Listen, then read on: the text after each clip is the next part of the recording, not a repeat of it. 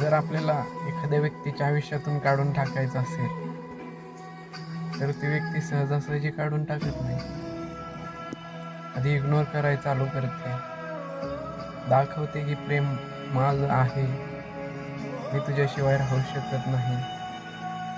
पण त्या व्यक्तीच्या प्रेमामध्ये समोरची व्यक्ती एवढं तडफडते, एवढा त्रास होतो, तिला त्या व्यक्तीला तिच्या भावनांची, त्याच्या फिलिंगची काही कदर राहत नाही. त्याला किती त्रास झाला, तो किती रडला, त्याचं काही घेणं देणं नसतं. त्या व्यक्तीला ज्यावेळेस त्रास होतो तो व्यक्ती त्या व्यक्तीच्या आयुष्यातून ऑटोमॅटिकली निघून जातो, कारण तो त्रास सहन होत नाही. हेच आज सत्य आहे प्रेमामध्ये. कारण माझ्या पण वाटेला आज ते झाले.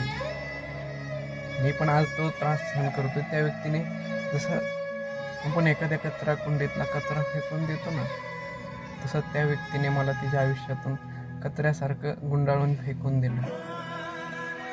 हे वालं प्रेम आहे आज. जर हे प्रेम असेल तर असलं प्रेम मला नको आहे. प्रेमाची फिलिंग एवढी भारी मित्रांनो.